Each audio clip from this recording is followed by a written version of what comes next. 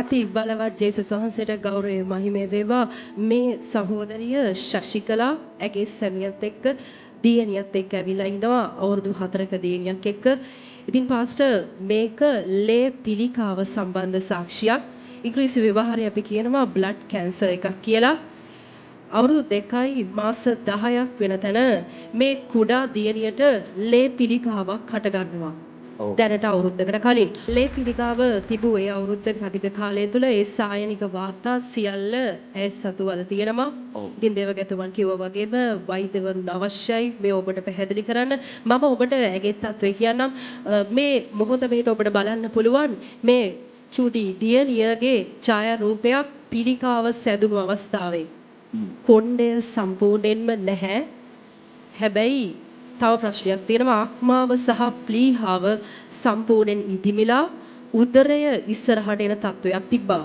දේවගතුමනි මේ තමන්ගේ තාත්තා මොනරාගල ඉඳන් පාන්දර 6ට පිටත් වෙනවා අපේ සුවමියට එන්න. දවල් 2 වෙනවා කොළඹට එද්දි. සුවේ ලබා ගන්න එහෙම තමයි ආවේ. ඔබ කොහොමද මෙතන දැනගන්නේ? මම පොලේ එළවලු බිස්නස් කරන්නේ. එතකොට මගේ යාළුවෙක් කෙනෙක් මේ ආබගේ පුතා මොනරාගල පොලේ එළවලු බිස්නස් කරන්නේ. ඔව් මේ මෙතනනේ ඊරිදර හැන්දාම කෙනෙක් මොනරාගල කියන්නේ. ඔව් මොනරාගල. තමයි මොනවද කිව්වේ? ඇල්තිවා මම බබාව සෝකල්ද. කොතනින්ද? හලෝයා. ඔව් එහෙම තමයි තමන්ගේ දියණියගේ ඡායාරූපයක් අරගෙන ලව් සීසස් අපේ මාවිල පිහිටි චර්ච් එකට ආවා. ෆොටෝ එකක් අරගෙන. ෆොටෝ එක කලින් දැක්කා වගේ සම්පූර්ණ කොණ්ඩේ නැහැ.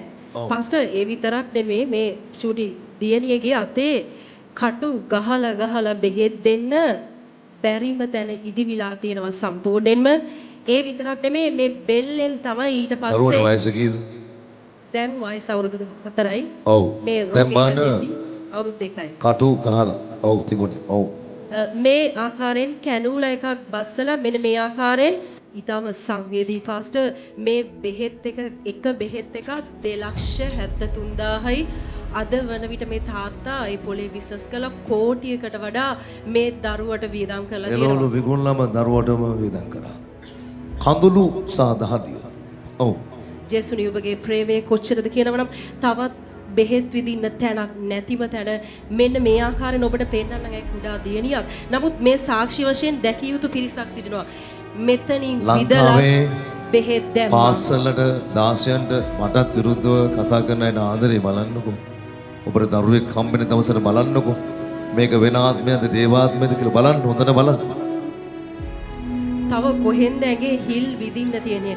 අපි ඇගේ මවගෙන් පාස්ටර් පොඩ්ඩක් විස්තර අහලා බලමු කොහොමද වෛද්‍යවරුන්ගේ මතය කියලා. මෙයාට මෙහෙට එනකොට ප්ලාස්ට් 90ක් තිබ්බා. මුලින් බෙහෙත් කරලා බෝන් මැරෝ කරනවා නේ. බෝන් මැරෝ එකේ 100ට 5ට වැඩි ප්ලාස්ට් අඩු වෙනවනේ බෙහෙත් කාන්සර් කරනවා කියන්නේ. මෙයාගේ බෝන් මැරෝ 2-3කම තිබුණේ 145යි. අඩු වුණේ නෑ බෙහෙත් වලට. දැකද? හා ඊට තමයි මෙයාට උණ හැදිලා දවස් 10ක් ICU එකේ හිටියා. අන්නත් බෑ ගොඩක් වෙලාවට මේ කුඩා දියණිය අවුරුදු 2ේදී නිරහරව තමයි. මොකද කාපු ගමන් වමනේ ගිහිල්ලා බඩ අධික ලෙස ඉදිමෙනවා. ICU එකේ ඉන්නවා මෙන්න මේ තියෙන්නේ බඩ ඉදිමිලා සාමාන්‍ය මට්ටමකට අඩු වෙලා තියෙන අවස්ථාවක්. ඔය තියෙන්නේ සංවේදී රූප සටහන් පෙළක්.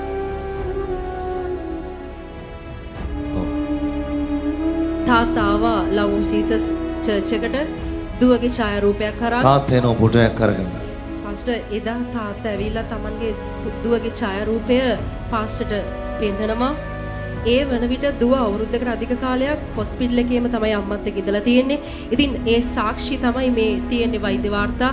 ඔබට පෙන්නන්න 2024 පළවෙනි මාසේ ඉඳන්ම ඇය රෝහලේ ලබාගත් ප්‍රතිකාර සටහන් තමයි මේ.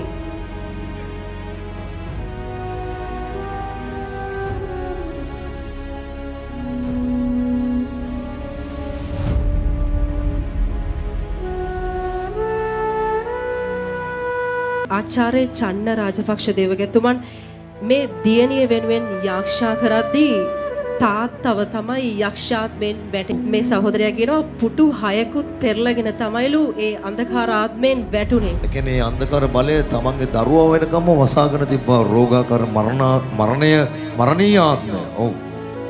පස්සේ රෝහල වෙත ගියා. පුදුමය තමයි සම්පූර්ණ පිළිකාව අතුරුදහන්.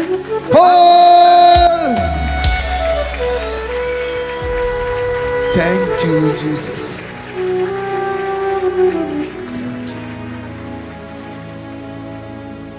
මේ බලවත් සාක්ෂිය ඇති කළා වූ ජීවමාන ජේසුස් වහන්සේට මේ සාක්ෂිය නිසා ඉතාම ගෞරවණීය ස්තුතිවන්ත වෙනවා.